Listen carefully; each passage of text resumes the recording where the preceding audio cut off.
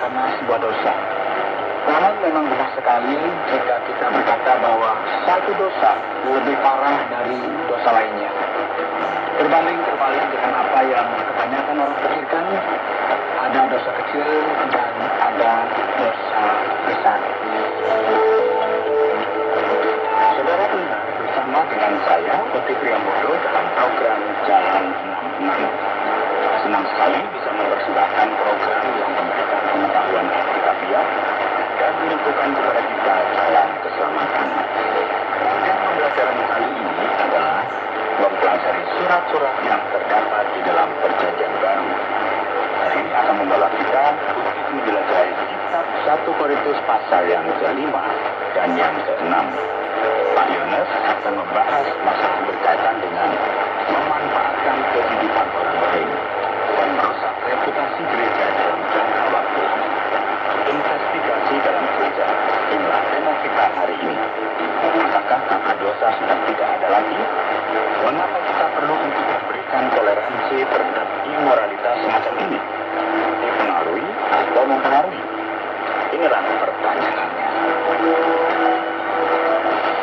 Pendengar yang dikasihi oleh Tuhan, kita paham bahwa keadaan yang terjadi di Korintus merupakan sesuatu yang boleh dikatakan kacau. Karena itu penting bagi Paulus melakukan sesuatu, khususnya setelah ia melihat dan memperhatikan kebiasaan dan sikap dari gereja ini. Paulus perlu membuat sebuah investigasi yang bertujuan untuk membimbing serta menegur gereja ini. Jadi kita bisa melihat hal ini dengan jelas, saudara, bahwa sikap dari gereja ini yang terdapat di Yunani kuno merupakan sikap yang boleh dikatakan kacau dan mungkin mengerikan. Nah, perhatikan,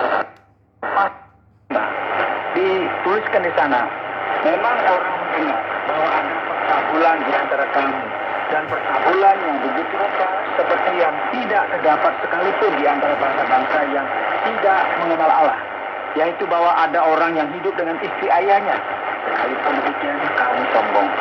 Tidakkah lebih patut kamu berduka dan menjauhkan orang yang melakukan hal itu dari tengah-tengah kamu? Sebab aku sekalipun secara badani tidak hadir, tetapi secara rohani hadir. Aku sama seperti aku hadir, telah menjatuhkan hukuman atas dia yang telah melakukan hal yang semacam itu. Bila mana kita berkumpul dalam roh, kamu bersama-sama dengan aku, dengan kuasa roh Yesus Tuhan kita, orang itu harus kita serahkan dalam nama Tuhan Yesus kepada iblis, sehingga binasa tubuhnya agar rohnya diselamatkan pada hari Tuhan. Saudara, tentu ini sesuatu yang membingungkan. Paulus benar-benar harus masuk ke dalam masalah yang detail dengan mereka menjelaskan segala sesuatu yang terjadi, karena gereja ini saudara merupakan gereja yang berjalan dalam sebuah kehidupan yang penuh dengan dosa. Beberapa orang hidup dalam sebuah kehidupan yang penuh dengan imoralitas, dalam sebuah gaya hidup yang sudah memalukan, dan hanya sebuah investigasi yang dalam mengenai gereja ini yang bisa menjernihkan masalah yang ada. Nampaknya ada sesuatu yang perlu dilakukan dengan segera. Nah, kita menemukan bahwa tingkat dari imoralitas seksual yang terjadi telah sampai kepada sebuah titik yang sedemikian ekstrim. Karena apa yang mereka lakukan ini sedemikian tidak wajarnya, sekalipun dalam dunia bangsa yang tidak mengenal Allah. Ada orang yang hidup dengan dari ayahnya sendiri, bayangkan. Sementara gereja itu merasa seolah tidak ada sesuatu apapun yang terjadi. Baiklah, jadi ketika kita memperhatikan ke dalam firman Tuhan, kita akan melihat apa yang terjadi. Kita akan melihat bahwa segala sesuatu yang terjadi berkaitan dengan imoralitas akan mulai diperhatikan mulai ayat yang ke-12 dari pasal 19. Segala sesuatu halal bagiku, tetapi bukan semuanya berguna. Segala sesuatu halal bagiku, tetapi aku tidak membiarkan diriku diperhamba oleh suatu apapun. Ini Paulus akan berkata dengan jelas berkaitan apa yang ditulis di dalam ayat yang ke-13. Makanan adalah untuk roh dan roh untuk makanan, tetapi kedua-duanya akan dikatakan Allah. Tetapi tubuh bukanlah untuk percabulan, melainkan untuk Tuhan, dan Tuhan itu Allah yang membangkitkan Tuhan akan membangkitkan kita juga dosanya. Tuhan juga berkata, dan beberapa orang di antara kamu, demikianlah Daud. Segala sesuatu yang dituliskan dalam ayat 9 dan 10. Tapi kamu telah memberi dirimu disucikan. Kamu telah dikuduskan. Kamu telah dibenarkan dalam nama Tuhan Yesus Kristus dan dalam roh Allah kita. Saudara, bahwa sekalipun dosa yang kita lakukan merupakan dosa yang paling parah. Dalam Yesus senantiasa ada solusi. Namun pada saat yang bersamaan, kritik yang keras terhadap kehidupan yang penuh dengan dosa ini dituliskan dalam pasal 5 dan 6. Menarik perhatian kita untuk kita perhatikan. Karena setiap orang yang hidup untuk berjalan dalam sebuah jalan yang berdosa semacam itu akan menghadapi sebuah keadaan yang tidak bahagia. Anda sedang mendengarkan Jalan 66 dalam rangkaian pembelajaran 1 Korintus pasal yang ke-5 dan yang ke-6 yang telah dijelaskan oleh Pak Yohanes dengan topik investigasi dalam gereja. Baiklah saudara, sekarang kita akan beranjak kepada bagian tanya jawab supaya kita lebih memahami surat Korintus yang pertama pada pasal yang ke-5 dan yang ke-6 ini. Pak Yohanes, apa yang terjadi dengan semuanya ini? Apakah terjadi skandal? Ada orang yang hidup dengan ibunya sendiri? Benarkah seperti itu Pak Yohanes? Dan apakah Bapak bisa menjelaskan hal ini kepada kita dalam bagian ini? Tingkat keberdosaan dan kebejatan orang-orang Korintus memang sangatlah tinggi dan sangat serius. Kita bisa melihat dalam firman Tuhan bahwa ada orang muda yang hidup dengan istri bapaknya. Jadi segala sesuatu yang kita lihat di sini menunjukkan bahwa meskipun orang tersebut merupakan istri dari bapaknya, namun orang tersebut bukan ibu kandungnya. Setidaknya apa yang terjadi tidaklah demikian mengerikannya. Segala sesuatu menunjukkan bahwa dia adalah ibu tirinya atau seseorang yang menggantikan posisi ibunya. Dan hal ini menunjukkan kepada kita betapa merosotnya masyarakat yang ada di komunitas gereja saat itu. Jadi kira-kira ini yang terjadi. Jadi sekarang Pak Yohanes, apakah Paulus ingin menyerahkan orang ini ke iblis? Bukankah ini yang tertulis dalam pasal yang ke-5, ayat yang ke-5 Pak Yohanes? Apakah ini benar-benar yang ia maksudkan di sini? Sepertinya ini terdengar agak aneh. Dan apakah orang ini sudah sedemikian jahatnya? Dosanya begitu mengerikan sehingga mereka harus menyerahkan orang tersebut ke tangan iblis.